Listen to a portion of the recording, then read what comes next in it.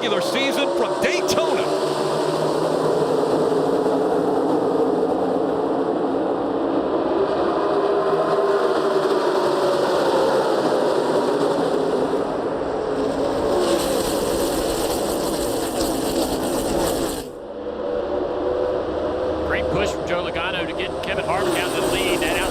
Starting to organize though. Logano jumps, trying to get up there to block it, but can't. A little bit too late there.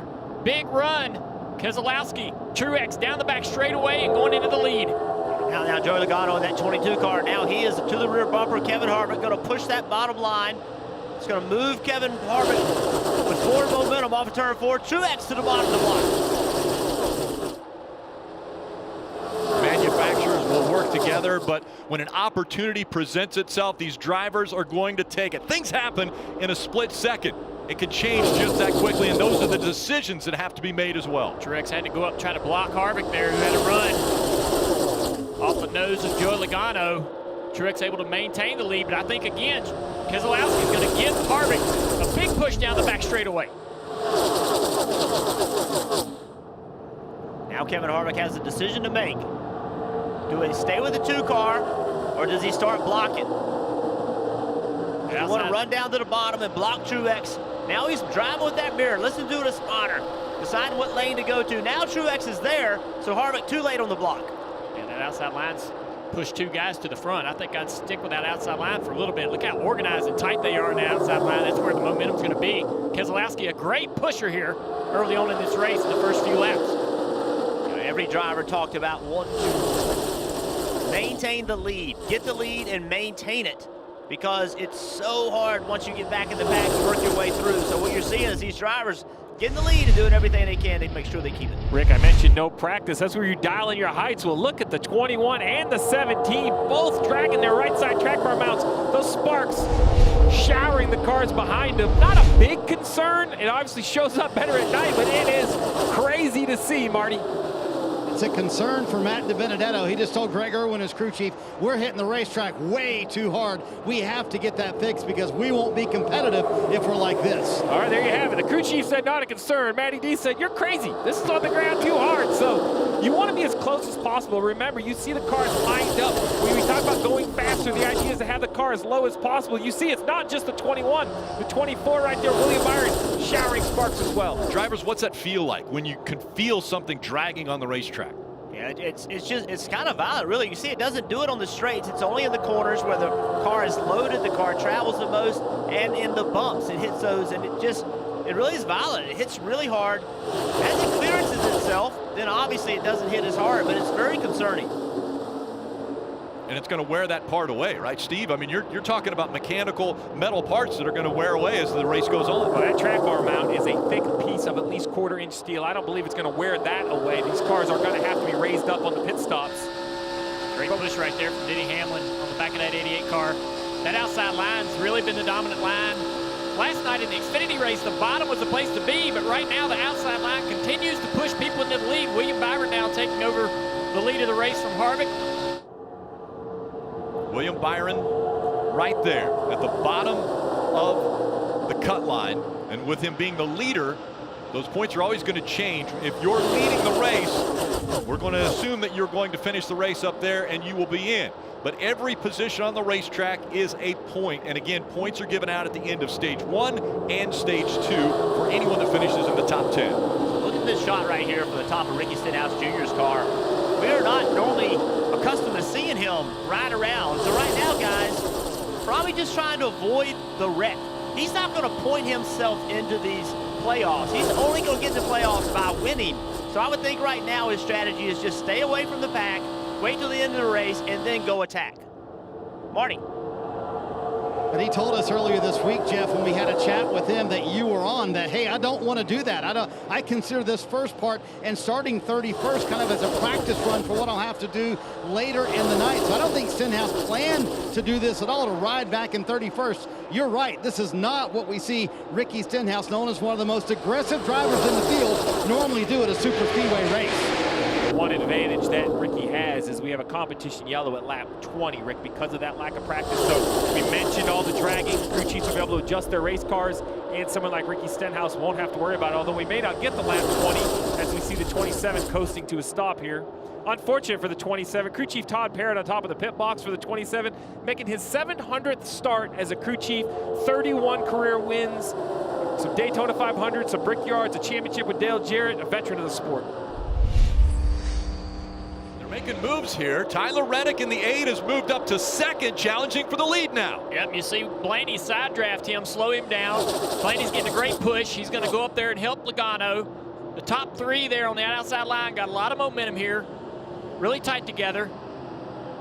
Well, this is how quick he changed. Jeff, just 2 laps ago, you were talking about that bright yellow 21 all the way back at the top lane. Matty D had the advantage over the 2 Hendrick cars. They've now gone to the bottom, and now they have the advantage on the 21. 4 laps remaining in stage 1. Again, the top 10 will get stage points. The outside line's kind of lost its momentum, or the inside line has lost its momentum. They're getting organized now, try to make another run at it. Yeah, that 8 car needs the 48 right to his rear bumper, actually pushing him. Yeah, Jimmy needs to get aggressive with that bump draft, don't you think, Jeff? I do. I think Tyler Reddick needs to get aggressive with the brake. Drag that brake a little bit. Pull Jimmy Johnson to you. Counterintuitive, I think if you drag the brake, you go faster. But if you get that 48 right to your rear bumper, you will pick up speed. How hard is too hard as far as bumping into someone? If you're not wrecking, that's it. That's the limit? That's the limit. That's it. Oh boy, tiptoe up to that limit. So the bottom line, make another run. Now, 3 laps to go. Jimmy's going to have to get some help to get to the bumper of that 8 car to be able to push him. Man, that outside line is tight. They're tight together, and they're going to create a lot of speed doing that. The 21 back there, Dale, I don't think he has any option, right? Just ride and line up top. I don't see any holes to move. DiBenedetto outside of the top 10. Coming to 2 to go. There's a hole right there on the top. I see that. Jimmy Johnson decided not to take it. You and me were thinking the same thing. I was wondering if Jimmy might jump up in there, give up on this high line, Marty. You see Matty D kind of struggling back there, and since he's gotten behind John Hunter Nemechek, he said, my car just feels, quote, slow. So, Jeff, I'm wondering, if you get behind certain cars, does your car react differently, even though you're in a draft at 200 miles an hour? Yes, it does. It's amazing how different it can be between one car and another car, how your car drives and the speed that it has. Now only 2 to go to the stage ends. Who will make a move in this top lane, and when will they make it? If they make it soon enough, it'll help that bottom lane. If they're smart, they'll wait as long as they can to make that move. I'm looking at Eric Jones in that 20 car. Just looking at him thinking, he's the guy, that 95 car. These guys have a tremendous amount to gain.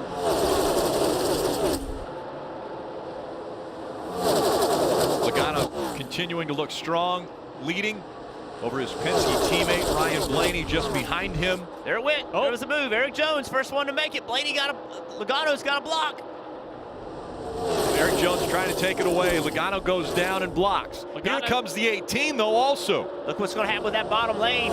That's going to give them a lot of forward momentum right here. Big runs coming from behind.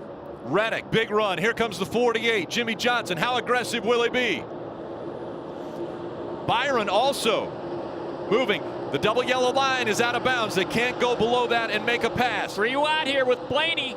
That's going to slow that lane down. It's going to be hard to help from behind right now. Reddick went up to side draft, trying to side draft Logano for the win of stage 1. Logano on that high line holds him off. He'll win stage 1 at Daytona. Man, that was like a race to the checkered flag right there. Guys making some pretty risky moves. It tells you how important it is for these guys to get these points in these stages. More critical now in this race than ever.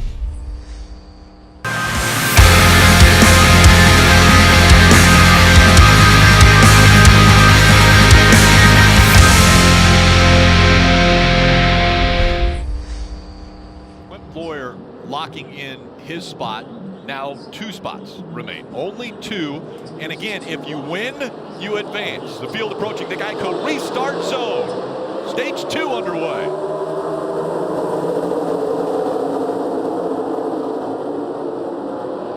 Christopher Bell. In the 95, it's been announced he will go to Joe Gibbs Racing next year. Levine Family Racing right now the owner of the 95 number and that team, but they are selling. They have sold that number and the charter, so they will be out of NASCAR. Eric Jones in the 20. Because of Clint Boyer clinching and moving into the playoffs, Eric Jones now has to win if he wants to make it into the playoffs. Jimmy had a pretty decent run there. Could have went to the inside. Stay committed to the back of Eric Jones. Jimmy getting help from Kurt Busch.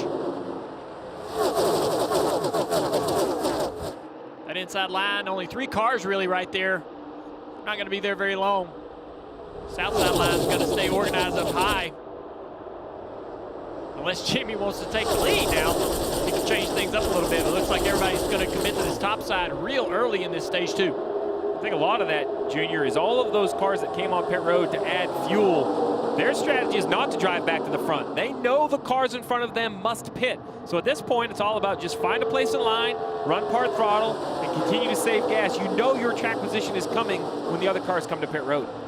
So, Steve, it's no way these guys that didn't pit later can make it. Unless they have a lot of caution. Yeah, I mean, with yellows they can, or they can choose to come pit. Under green, I don't see anyone who pitted at lap 52 being able to stretch it. But I've been proven wrong before up here. It's just so hard here to save fuel, especially if you're leading the pack. Dave? Watching the 8 of Tyler Reddick, who was so aggressive in that first stage. His spotter, Derek Nealon, had this discussion with him when it was over. Almost got more than I could, other than I wanted to bargain for right there. Probably should have had you hold the 22 longer off of 4 there before we dropped down and grabbed the 48, let the 48 get a little tighter, but all good, man, looking good. Yep, learning, like we talked about, gotta be up to the learn, we're learning. And Tyler told us this week he would learn as well. He really loves working with Derek Nealon as a spotter. Met him a couple of years ago when he was running part-time for Chip Ganassi Racing. The races that he wasn't running, he went up in the spotter stand with Nealon, and they said, I saw his passion. I saw what he was willing to do to get to victory lane, and I wanted to work with that guy. And when they had a chance, they brought him to Richard Childress Racing last year. All right, Steve, so we're riding along board. Ricky Stenhouse here with a sonic camera. Sitting there half throttle. Full throttle off turn 2. Going to give him a little bit of run up here. And remember, we saw Ricky Stenhouse Jr. riding in the back early in the race. Now, we're into stage 2, and he knows at some point he's got to get to the front. Way out of the gas there, into the corner. But he's not, he's not running wide open to the back of Bubba Wallace's car. He's staying part throttle, trying apparently to save as much gas as he can. Well, Jeff asked me the question, can anyone make it? I didn't think they could. Ricky Stenhouse, at your point, Dale, they have this information on the pit box. Maybe he can run part throttle long enough to change the plan. Remember, we still have 41 laps to go at this stage, so you don't have to make a decision now. Marty.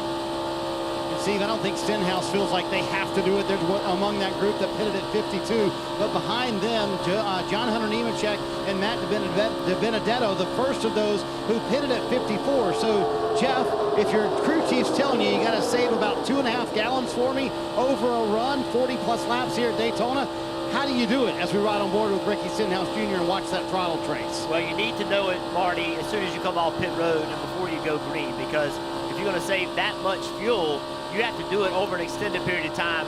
Crew chief can't tell me with 10 to go, hey, I need to save 2.5 gallons. It's too late. So you take off and you do what Ricky Stenhouse Jr. is doing right now. You're not trying to gain spots. You're not trying to gain track position. You're trying to save fuel. Stay away. Never go full throttle. Use that draft to pull your car. If you ever wondered what the draft does at Daytona, this is clearly it. Ricky Stenhouse Jr., you see the dots. He's not even half throttle, and he's keeping up with the cars in front of him. That's because there's no air that he has to drive through. There's a bubble in front of him that he can just ride in. And now he's going full throttle to keep a certain distance from those cars in front of him. That's how effective the draft is at Daytona. And people want to know, if he can run full throttle, why don't he just pull out and pass him? Well, if he goes to that bottom and runs full throttle, he'll go to the back of this line. All these guys running half throttle will go by him in the draft. It's crazy. And look at Matt DiBenedetto in that bright yellow car. Remember, he needs points. And all that outside lane lined up on him, and they all went by him. So if he can go this whole way and the guys in front of him can as well, look at all the points he is potentially losing. He was in the inside in the wrong lane. The faster lane went around him, and now he's trying to play catch up. Kyle Busch sliding in. Stenhouse cut him some slack right there. This is the, if you don't have enough fuel, stay left. If you have enough fuel, go right. Barney. I think Matty D's a little frustrated by that. If you'll remember, he was in the front of the pack of all these Fords that pitted at lap 54. Joey Logano jumped out, went first. Matt was making a plan to be the guy who jumped first, but now he's in a position where he might get very little stage points sitting in 8th, and he thought he would be leading this pack. Well, you got to be the guy that makes the choice first. You can't sit there and make a plan while everybody else is already making their moves. Matty D is in a position where he can't be apprehensive. He has to come into this race knowing exactly what he needs to do. Be on the offense, taking every run he gets. I will say this move by the Fords has really helped their lap time. They've picked up almost a half a second, getting by the 96. Now Joey Logano leading the pack. It's still going to be close on if that other pack will catch them, but now look how organized they are, Rick, single file. Yeah, what about running out of fuel, though? I mean, you've got 8 laps to go. That's bad. They're organized, but they're running that high line where most of them run more throttle in that line. So I don't know how it affects a lot of these guys who are going to be short. Well, if you're these guys that topped off, you want to try to get perhaps the 18 of Kyle Busch out of line. Force him to come to pit road. That's one more spot for the 21. Let's listen to the 21 radio. We're all single file. We need all the points we can get. There you have it. We already knew that. There he goes. He's going to try to get jumps more out points. he jumps out of line. And who's going to go with him? Is anybody going to go with him? Or can he slide up? Can he go far enough up to Kyle Busch? Kyle Busch is closing that gap. Clint Boyer now, Matt has nowhere to go. Hole's closed in front of him. Oh, this works. Now he's going to fall back. They needed every point. We heard the team talk about it, and now he's going to fall back. Look at that aggressive side draft, door to door on that 47, held him in that position. Such a smart move. A lot of guys really don't know about that. You get really, really tight on that car on the outside line, you can almost stall him out and hold him in position till the next corner. And if he can separate, if he can pull the car far enough back to create a gap where he can maybe slide into, that's what he's trying to do right now. There's just no way he's going to make this work by himself. If you want to really stall him out, you got to get, I mean, an inch off that door, really, really tight. He's holding position pretty decently right here. I mean, a big move by him, trying to do something, trying to get points. But now, coming up on 5 laps to go in this stage, he needs help. There he goes. You can get in up about after the 17 in line. It cost him a spot there. All of that right there, one position lost. But let's remember the finish of stage 1. There was a lot of energy in those last 2 or 3 laps. I know he doesn't want to finish in the 9th position in this stage, but I think the opportunity will come. We're here in the 18 of Kyle Busch may have to pit for fuel. That will change the energy. There it is. We wondered if the 48 and the Chevys would get there. They are to the back of this pack, and look at the pace gaining the field. Look at the run the 48 has. Jimmy Johnson, again, they know they have enough fuel. That group has worked together to catch the lead pack, and now we'll see how far up they can move. And Kyle Busch has gotten put into the middle. And remember, Kyle Busch, he pitted on lap 52, I believe. He has less laps. If he ran out of fuel right here, Marty, that would be a big problem. He has to get down. Adam Stevens said you have to come this time for Kyle Busch, and he's in the middle. He can't get down, and the same for Ricky Stenhouse Jr. They told him we can maybe make it to 3 to go. Now Kyle Busch finally gets to the bottom, so they're going to go 1 lap longer than they wanted to on the 18. And Jimmy Johnson needs to get, there you go. Jimmy Johnson moving forward. There's a lot of energy in the front right now. Absolutely have to come this time because this will be 3 to go.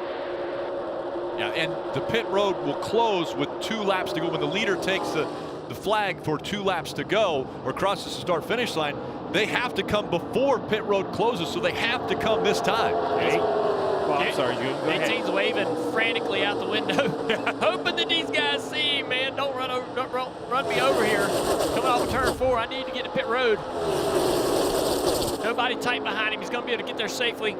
Jimmy Johnson was sideways off turn 4 right there. Jimmy's going to be really aggressive right here. Looking for points. There he goes, going to make it 3 wide. Who's going to go with him? Actually cleared. He was actually able to clear Nemechek. Look at the speed of Jimmy Johnson and look at the aggressiveness. Kurt Busch coming up behind him to give him a big push. Yeah, Kurt's been on his bumper this whole time, really dedicated at 48, giving him these opportunities. Now can that outside line work together? Coming up on 2 laps to go. Martin Truex Jr. in the 19. Up front of that second line, the high line. So look at the back of that pack, guys. Where's William Byron? There he is on the bottom lane. Can he get up there and get some points? That 24 car right now in 11th. Truex got the momentum to get the outside of Blaney now. Side by side for second, continuing to advance that outside line forward. Clint Boyer giving him a good push. 22 to block here. Logano decides to block. Blaney has a little momentum on the low side. Can he pull side by side for the lead here at Daytona? Truex is going to push that 22. He had a shot there to go to the inside. He's going to stay on his bumper into turn 3 and 4. The end of stage 1 was very aggressive. I think this is going to be more aggressive. You just get the feel of the intensity picking up. Coming up on 1 to go. 1 more lap in stage 2. Logano out front. Here comes Johnson trying to look to the inside of 14. There's contact. Clint's blocking him. Clint was a big block right there. That's going to slow that line down. Almost got sideways. Boyer, though, up to second. Now he'll drop back a bit. The 48 of Jimmy Johnson trying to find someone to work with to get up front. Logano blocks again.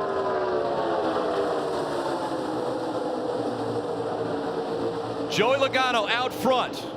He won stage 1, looking to win stage 2. Boyer, Martin Truex Jr. fighting behind him for position. Coming through the triangle again. Logano does it again. He'll win stage 2.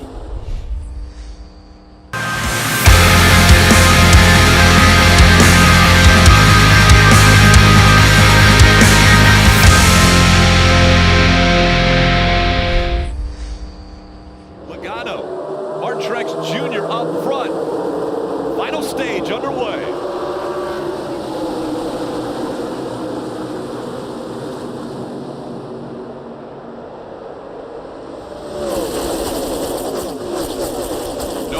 About points.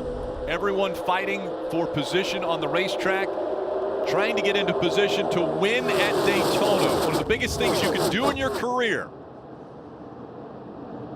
Martin Truex Jr. now has Joey Logano all over his back bumper. They're trying to pull away. They've got Clint Boyer running in that 3rd spot. Rick, I was just shocked. I knew this, but I didn't believe it as we prepped for this race. Martin Truex Jr. 0 for 61 in speedway races. I mean, that just shocked me. You can see this crazy racing. We have 55 laps to go. Everyone will need to come to pit road for fuel, some sooner than others, but no one can make it to the finish. You also predicted 1 for 62, I think is what you made a comment. I mean, you threw that out there. Michael Waltrip told me he went, and I can't remember. 400 and some odd races. That was a lot. It was a lot. Great shot right here from the Coca-Cola cam. Riding with Ryan Newman. See what he's looking at. You see Matt Kenseth move to the bottom. Now there's nobody in front of Ryan Newman, taking that air away from him. So a lot of drag on his car. See that bottom lane, taking advantage of it. Ryan's got a little help behind him here. Eric Jones driving up through the field again. So many people in this field that if you win this race, they can move on to be in the playoffs. And that is going to create more anxious moments as this race moves on, Marty. And Jeff, remember Ryan Newman, certainly one of those. When I asked him earlier today, are you willing to be aggressive? He said, hey, I'll be as aggressive as I was in February. This time, I'll finish it, though. And I love Ryan's leadership behind the wheel, kind of calming his crew down under this last caution, saying, hey, don't be in a hurry this stage. Let me do the work. You worry about the pit strategy. I'll get us up front. Right now, Ryan Newman doing that, running in 13th and running well. Rick, I don't know what it is about Ryan Newman and his posture in a race car. Some guys are leaning back and they look like they're on a cruise. Ryan Newman looks like he's in a fight. He's up on that wheel like he is ready to just pounce. It looks like it's the last lap for Ryan Newman right there. Well, it is Ryan Newman. Every lap is the last lap. He is 100% all the time. Matt Benedetto made a move. This whole line was single file, about 15th position, but Matt DiBenedetto went 3 wide. Jimmy Johnson trying to stay in the center of the sandwich. Now he's going to get behind Bubba Wallace here. But I see a little desperation in that 21 car now in this third stage. He's got a little help behind him. That 2 car, if he can get free of this 3 wide, I think Brad can push that 21 toward the front, Dave. See William Byron now in that 24 car down on the bottom line. He came for a top off of fuel before they went green. They also had a discussion on the math. Listen. Right now, we've got to finish 5 positions ahead of the 21 in order to transfer. In 6 ahead of the 48.92. Oh, but I thought, let's know, he was racing like hell. It was difficult for them to do, Steve, and they didn't come up with the same numbers as you. Maybe you can get Russell to text Chad. One position. I feel better about Russell's numbers. We'll see. But that's the point, Rick. I mean, think about that. It all comes down to 1 point here or there, and then there's this tiebreaker. They could literally tie in points, and then it is who outruns who. The tiebreaker comes in. It is very difficult. That's why Dale Jr. said the best thing to do is just go get that win, right? Then you know you're in. When you're in. As it stands right now for Matt DiBenedetto, he is in by 2 points over Jimmy Johnson if he can hang on. I asked him about the pressure of the race earlier this week, and he said, listen, last year was pressure for me. I didn't know if I would have a job coming in to 2020. I have that now, so to be talking about making the playoffs, to me, that's all good. Parker? And right ahead of him in that blue and white car, Eric Jones trying to play spoiler. He scored the 3rd most stage points tonight, but that doesn't matter. He came this race 50 points out. He knows he mustn't win this race, knowing he does not have a job yet for next year. He said he's been dialing the phones all week long trying to find a job right now. A win would really help that, Marty. Jimmy Johnson, as aggressive as I have seen him in a super speedway race in years, but right now Meyer back in 20th position, trying to find a drafting partner, making some daring moves, pulling up in front of Ryan Newman right there, trying to work his way back to the front. Johnson knows what he has to do right now. Outside, looking in, Rick. Can the 7-time champ get it done in the final 20 laps? Yeah, one of the biggest storylines into 2020 when he mentioned that this would be his final year. Then COVID hits, the pandemic.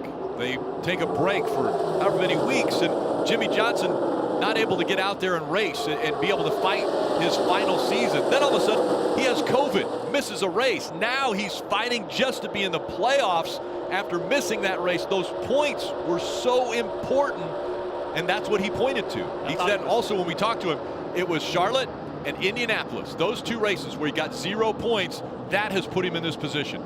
Well, he's back here in this position, and just a little while ago, we saw him make an extremely bold move right here to fill this hole.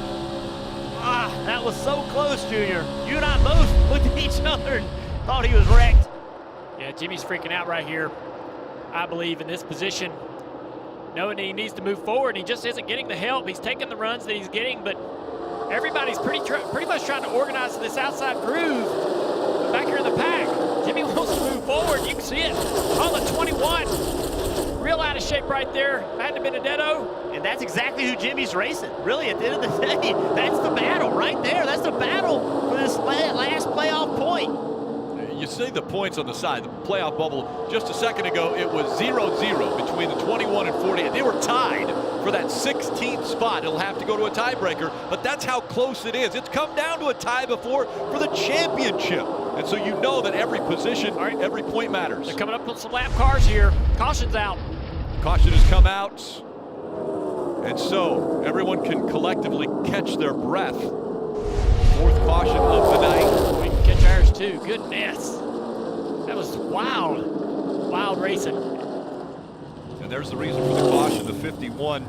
That's James Davison out of Melbourne, Australia. And a lot of damage to the back of that 51. Yeah, it's pretty obvious that car has at some point gone into the wall with the right side and the rear bumper, flat tires all around. I actually think he's hit every panel on that car. Man, I have never experienced energy and anxiety and excitement like this from a race. Well, now we're going to get a restart. Yeah, well, a bunch of them all up like again. 12 or 13 to go. That's going to be crazy.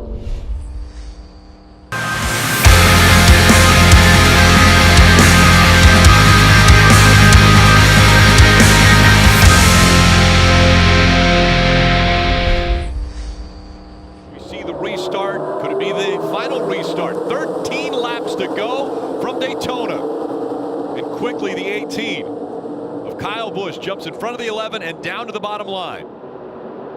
So how much of a difference will the new tires make for some of those guys in the back that came down and got them? We heard their cars weren't driving very good. You have to imagine the guys on the older tires don't have the grip that they're going to need here late in this race.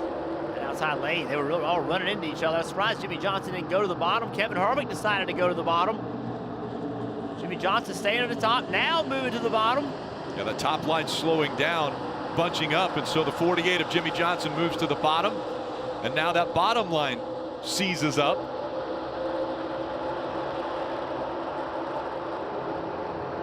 I think we're going to test a lot of these guys' wreck avoidance here. In another lap or two, it's going to get crazy. Harvick went to the middle. Jimmy Johnson went with him. Jimmy's got to take every opportunity to move forward. Going to have to take some chances. A lot of sparks still flying from underneath the 48. Oh, yeah. Air temps coming up still for that team. Well, these crew chiefs working these cars down throughout the race, getting that spoiler out of the air. Yeah, this is nerve-wracking time if you're a driver. Coming to 12 to go on a super speedway on a restart. So many times we see wrecks happen in these situations. Drivers are no longer going to lift, no longer going to cut you any slack. Jimmy Johnson going wherever Kevin Harvick goes right now. How aggressive will they get? Kyle Busch has not won in 2020. The defending Cup Series champion, the two-time champion, still searching for his first win of the season. Stenhouse in that outside line getting aggressive. Jones right there behind the yellow 22 Logano. Jones and Truex and Stenhouse. Actually, it's Chase Elliott there. Jones, Chase Elliott, Stenhouse in that outside line, working really hard. And remember the 6 right in the middle next to Chase Elliott. We saw the 6 of Ryan Newman, and what an emotional roller coaster he's got to be going through. Earlier this year at the start, coming to the finish of the Daytona 500, wrecks out, doesn't remember anything about the race. Now back in the pack here and says he wants to go out and win. Look how much these cars move around as they ride along with Ryan Newman, that Coca-Cola cam. Look at that car of Daniel Hemrick in front of him. It's just dancing around. Right now, William Byron is not in the playoffs, stuck behind his teammate Jimmy Johnson. He has to make a move.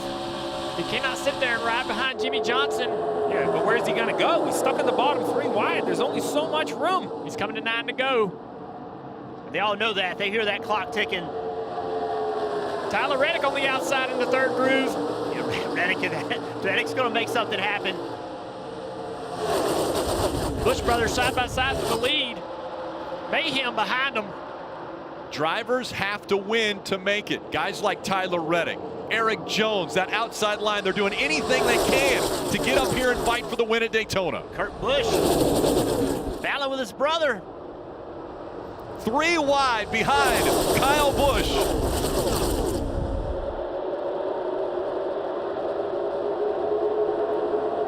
Kyle Busch picking his lanes. Tyler Reddick has to win. He's put himself in position. So does Eric Jones. Great run here. Yep, huge run right here. What does Eric Jones do? He helps his teammate. Tyler Reddick out front. Now Tyler's going to try to block. He's in the fence. Up into the wall he goes. The 18 also in the wall. Eric Jones gets caught up in it as well. The big one does happen. The 47, Ricky Stenhouse Jr., McDowell. Austin Dillon caught up in this. That's Ryan Newman in the 6. Kurt Busch in the 1.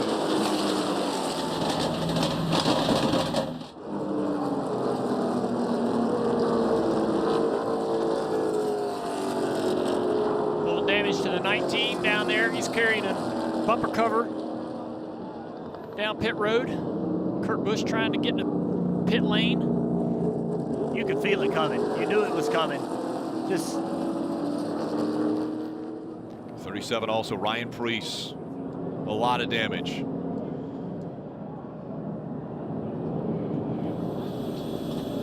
Ryan Newman. Yeah, window net down, and he's going to climb out under his own power this time at Daytona. I'm sure not happy about the way this one ends.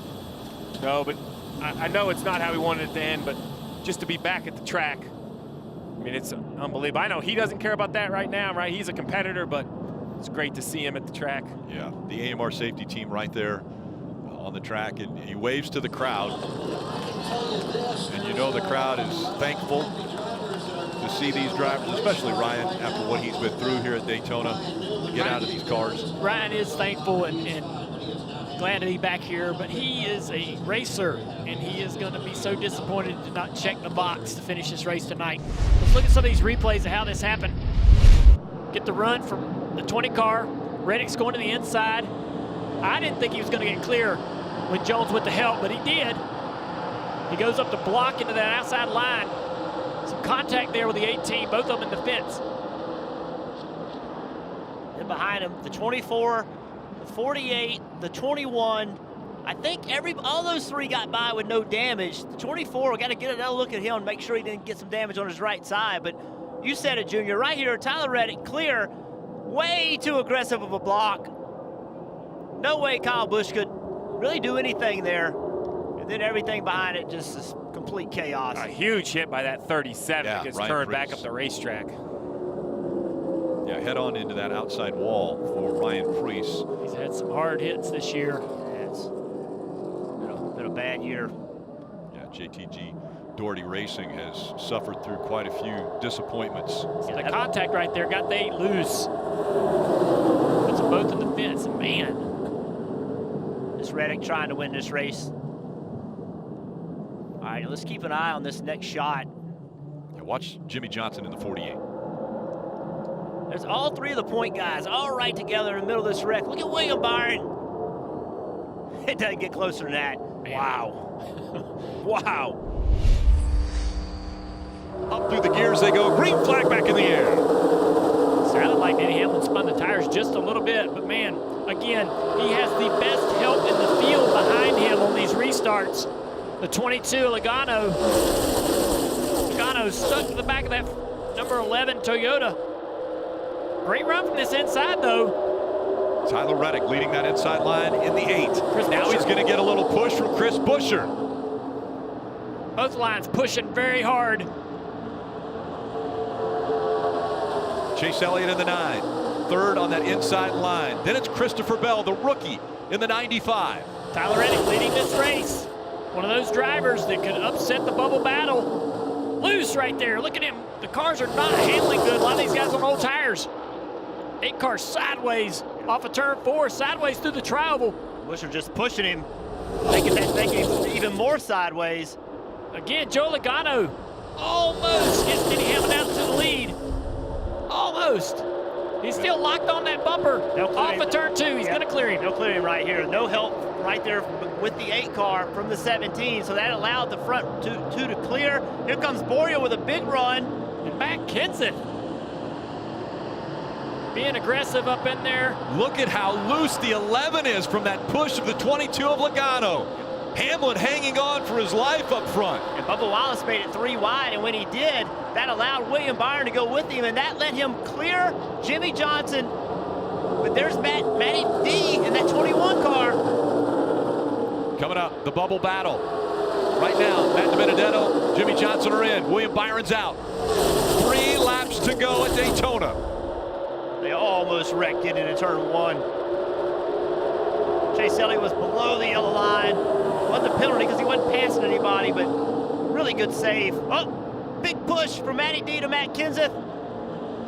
Look at him moving around. The 22 is able to save it. Wow. Kenseth with a big run right here, guys. Side by side for the lead. Matt Kenseth in the middle, though, is going to help Denny. Clint Boyer on the bottom of the 14. Now contact made. Kenseth came down. The 14 up. The 9 out of shape. Here comes the 22. Logano's going to take the lead away from Denny Hamlin. 2 laps to go. Bubba Wallace on the outside. Big run. Contact made again. Bubba Wallace sideways. Can he save it? William Byron. They're ready. Now the 22 goes around. Hold the brake, hold the brake, hold the The brake. caution's going to come out now. Big wreck behind him. Bubba Wallace got through. Tyler Reddick hard hit. Jimmy Johnson caught up in the 48. Yeah, big damage on Jimmy's car. Could this be it for the 7-time champion? Not making the playoffs in his final year. It's going to go to overtime. But can the 48 even turn a lap? Bit of a red flag here down in turn 1. Wow. And you have to make minimum speed. 2 laps, Steve. Yeah, they just need to get the car to make laps. Minimum speed won't be a concern, but the concern is right here. The 24 is in basically one piece moving around to see if he has any flat tires. I don't know how many wrecks it was until they finally wrecked. The action was unbelievable. 2, 3, and 4 wide. Finally, it just felt like it was coming, and it did. Nowhere for Jimmy Johnson to go. Heavy, heavy damage. We saw the 24. I had mentioned the fact that there are 2 drivers right now that are tied for 9th. Well, how about Jimmy Johnson? 83 career wins. He's top 5. And then, of course, only 3 drivers have ever won 7 championships. Richard Petty, Dale Earnhardt, Jimmy Johnson. And this is his final season full-time in NASCAR. And not the way he wanted to end the regular season and head on into the playoffs if he misses those playoffs. Kansas, man, he was doing such a great job tonight with that 42 car. Joey Logano looked loose, looked out of shape for almost the last 2 laps. Yeah, I think he had a flat tire there. A lot of contact into turn 1. Let's take a look at it. Watch William Byron. So there's big contact right there with Bubba Wallace. Then William Byron through the middle. Even more contact with William Byron. I think that's where maybe the 22 car lost the right rear tire. Either that or just got turned around. Yeah, once Joey gets up the racetrack, watch right here. There's contact all the way off turn 4, coming through the trial. Well, Joey makes a big move, feeling like he's in really good shape right here. Bubba Wallace to the outside. The 11 is to the back of Joey Logano. That gets him into Bubba Wallace. William Byron makes it 4 wide. Now that's when they make the contact, cut the right rear tire. Matty D could not get slowed down, and that's how quickly things happen at Daytona. Just a point of the race where you can't lift. You cannot lift right there.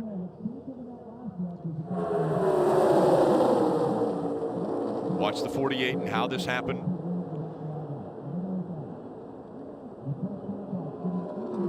Yeah, Jimmy sees all this going on in front of him and is trying to get out of the gas.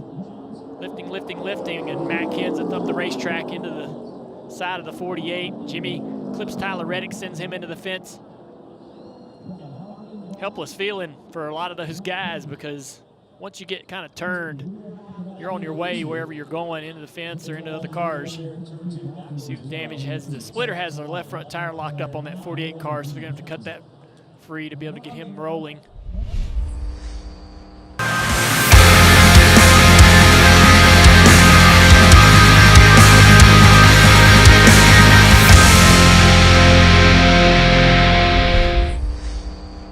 Denny Hamlin, William Byron making up row 1. Denny Hamlin's best friend right now is Matt DiBenedetto. I think with the position Matt's in, he'd be happy to push that 11 car to the win, but that inside line is organized, and they're going by Denny on the inside. Clint Boyer pushing that 24, Byron to the lead. Up the racetrack, a block for the 11. Clint Boyer goes up. Here comes Christopher Bell in the 95. Christopher Bell is racing for a win to try to get into the playoffs. Christopher Bell, a 25-year-old, going up right now against the 22-year-old and William Byron. Those two leading at Daytona. And 2 wide behind them. Not a lot of energy that's going to be generated from that. As long as they're 2 wide, now you're starting to see a little bit of a run from that top lane. That's going to move this bottom lane. Truex to the outside of Bell. What was the number you mentioned earlier, Steve? How many times at super speedway races has Martin Truex Jr. come up a little bit short? Car in the fence, hard. Oh, hard. Clint Boyer in the 14 slamming into the wall. Hold your line, hold your line, hold your line. They've already taken the white flag. The next flag will end the race. Martin Truex Jr. out front. Now William Byron fighting on the inside for the lead and the win. They run behind him again. Stay with your teammate. They continue to fight. You're clear. Through 3 and 4. William Byron looking for his first ever win in the NASCAR Cup Series. A win, a secured spot in the playoffs. William Byron's gonna win.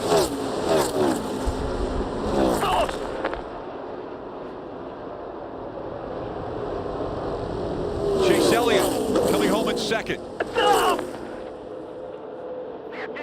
NASCAR has told us they wouldn't throw the caution if they thought the drivers were not in danger, if they were involved in an accident. They let them race all the way back to the checkered flag. You see the 13, Ty Dillon, hard contact. We saw the 4 of Kevin Harvick also involved. Clint Boyer was involved. 21 of Matt DiBenedetto crossed the line in 12th with a little bit of damage from some of those crashes happening in that last lap. He has a little bit of... Right now, unofficially, the 48 of Jimmy Johnson out of the playoffs. The 21 of Matt DiBenedetto. Taylor, you can continue crying. We know you're watching at home. Matt DiBenedetto looks to have just made it into the playoffs.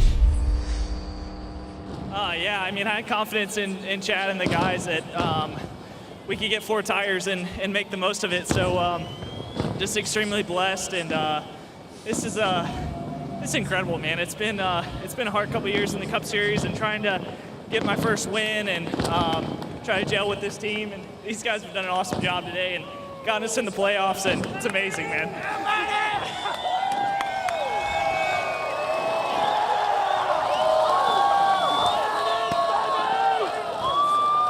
What a moment to celebrate with your crew.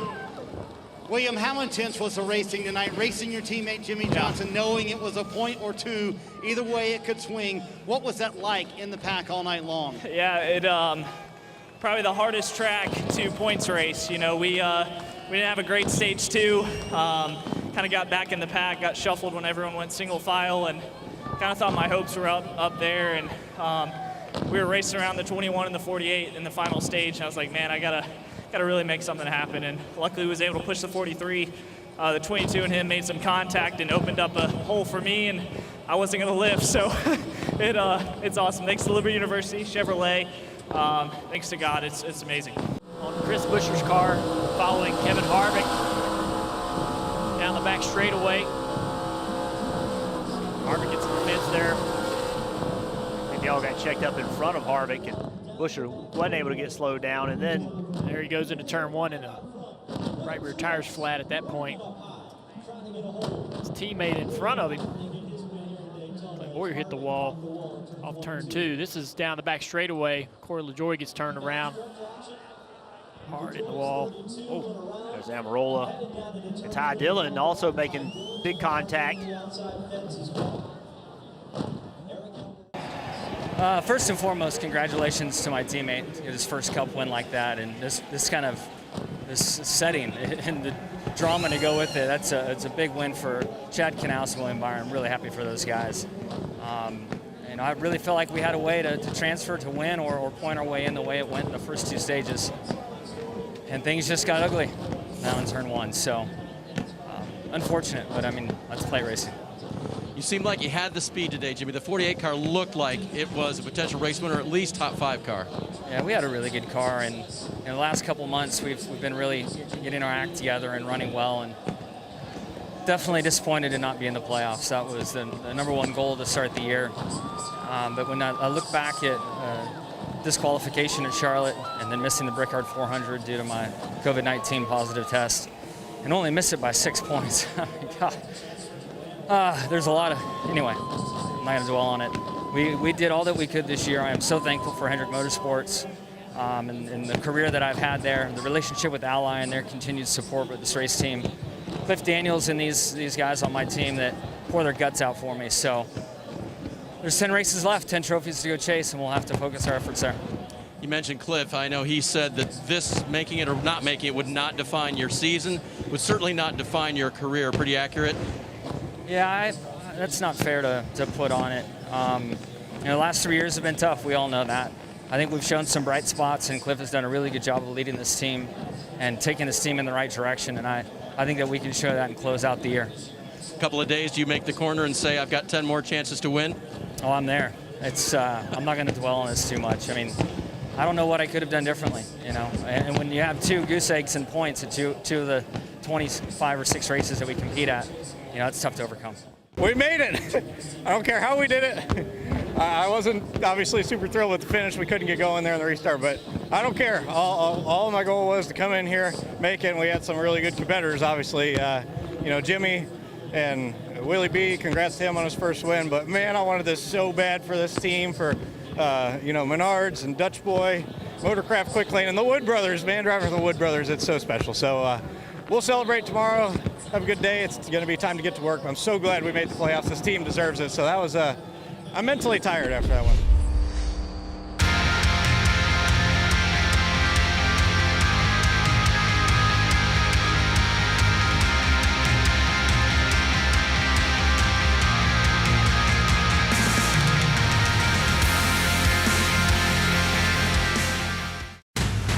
This copyrighted telecast may not be reproduced, retransmitted, or used in any form without the authorized written consent of NASCAR Broadcasting. NASCAR would like to thank all of our fans for your support, and we hope you enjoyed today's broadcast.